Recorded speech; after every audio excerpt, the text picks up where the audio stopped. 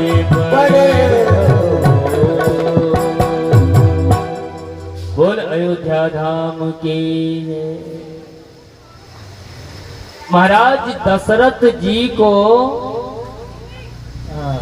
दुबे जी की तरफ से क्या बात है। एक बार जोरदार तालियां बजाइए हमारे ये जो पंडित जी बैठे हैं ना, अनिल दुबे जी, इन्होंने राम जी से इनका इतना प्रेम है कि राम जी के इस भाव में ऐसे डूबे और राम जी के चरणों में इन्होंने 51 मुद्रा दे करके राम जी को ऐसा अपने मन में बसाया है। एक बार इनके लिए ताली बजा दीजिए। क्या बात। तो हम सभी एक बार अयोध्या चलते हैं, राम जी सरकार आने वाले हैं, थोड़ा ध्यान दीजिए प्लीज। इधर उधर जितना आप। महाराज दशरथ जी के यहाँ कोई पुत्र नहीं है। महाराज दशरथ जी को बड़ी पीड़ा हुई,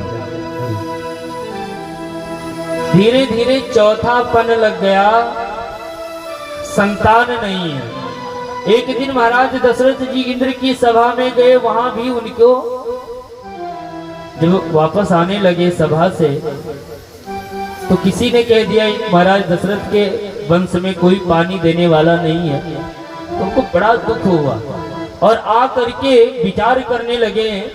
अच्छा देखो, जब पहले के समय में प्रत्येक राजा अपने राज्य में एक ब्राह्मण, एक महात्मा, एक संत को रखते थे मंत्रणा लेने के लिए। और आजकल के ब्राह्मण यदि किसी को सही सलाह बताने लग जाए ना तो लोग सोच लेते हैं पंडित जी अपने चक्कर में बता रहे होंगे, है ना। महाराज दशरथ जी को जब दुख हुआ तो किसके पास गए? अपने पड़ोसी या अपने सहेलियों से नहीं बताए या अपने सखाओं से, मित्रों से नहीं बताए, सीधा गए। कहाँ गए? गुरु जी के पास। सीधा गुरु जी के पास गए कि गुरु गृह गया व तुरंत माही पाला। गुरु गृह गया व तुरंत माही पाला।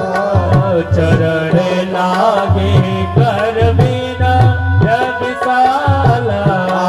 निज सुख दुख सब गुरु ही सुनायो। नहीं वशिष्ठ बहुविधि समझायो। किसके पास गए? दुख हुआ। दुख कौन सा हुआ? कि कोई संतान नहीं है और संतान का दुख है तो दुख सुनाने के लिए सीधा गुरु जी के पास गए। निज सुख दुख सब गुरु सुनायो। वशिष्ठ जी ने बहुत समझाया। अच्छा, सुख क्या है और दुख क्या है? सुख तो है क्योंकि बहुत बड़े सम्राट राजा हैं, दुख है कि पुत्र नहीं है। वशिष्ठ जी ने समझाया कि देखो, आपको चिंता करने की जरूरत नहीं है। चरण पकड़ लिए महाराज दशरथ जी और जैसे चरण पकड़े तो महात्मा जी ने आशीर्वाद दे दिया कि राजन चिंता करने की जरूरत नहीं है। धरहु धीर होई है सुनचारी।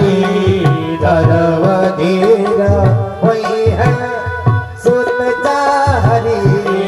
त्रिभुवन विदित भगत भयहारी। त्रिभुवन विदित भगत भयहारी। गुरु जी ने आशीर्वाद दे दिया। क्या?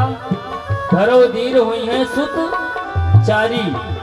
अच्छा, गुरु जी ये भी तो कह सकते थे कि जाओ तुम्हारे 2 पुत्र होंगे या 6 पुत्र होंगे या 8 होंगे। गुरु जी ने 4 ही का आशीर्वाद क्यों दिया? या गुरु जी ये कह देते कि जाओ 1 पुत्र होंगे। गुरु जी ने 4 का आशीर्वाद दिया कि धरो धीर हुई है सुत चारी। संतों ने कहा कि गुरु जी ने 4 का आशीर्वाद इसलिए दिया क्योंकि ये चारों धर्म अर्थ काम मोक्ष ये चारों फल हैं। तो विद्वानों ने इसका खंडन कर दिया, कहा नहीं महाराज ये फल नहीं हो सकते। बोले तब क्या है? बोले ये सृष्टि की 4 व्यवस्थाएं हैं। सृष्टि की 4 व्यवस्थाएं हैं। बोले कैसे महाराज? अच्छा, आप ये लोग बताएं, सृष्टि में सबसे ज्यादा किस चीज की जरूरत है? आप लोगों को सबसे ज्यादा क्या चाहिए आज के समय में? जीवन चलाने के लिए आप लोगों को किस चीज की आवश्यकता ज्यादा पड़ती है?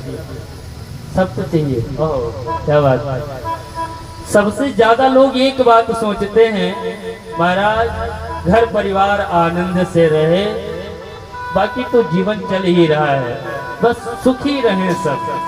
तो आनंद के रूप में गुरु जी ने पहला वरदान दे दिया, आशीर्वाद दे दिया राम जी के रूप में, क्योंकि राम जी आनंद के दाता हैं कि जो आनंद सिंद सुख राशि, जो आनंद सिंधु सुख राशि, श्री करते त्रयलोक सुखासि, हसी करते त्रयलोक सुखासि। पहला आशीर्वाद दिया कि सृष्टि में आनंद की जरूरत है, सबको आनंद मिलता रहे, सब सुखी रहे, सब सुखी रहे, यही ना? अच्छा, आप बताइए, आपको आनंद मिल जाए और भोजन आपको ना दिया जाए तो क्या आप रह सकते हैं? आपको आनंद खूब रहे, भोजन आपका बंद कर दिया जाए तो क्या आप रह सकते हैं? नहीं। इसीलिए सृष्टि की दूसरी व्यवस्था के रूप में गुरु जी ने आशीर्वाद दिया भरत जी को कि विश्व भरण पोषण कर जोई, विश्व भरण पोषण कर जोई, कर नाम भरत अति होई,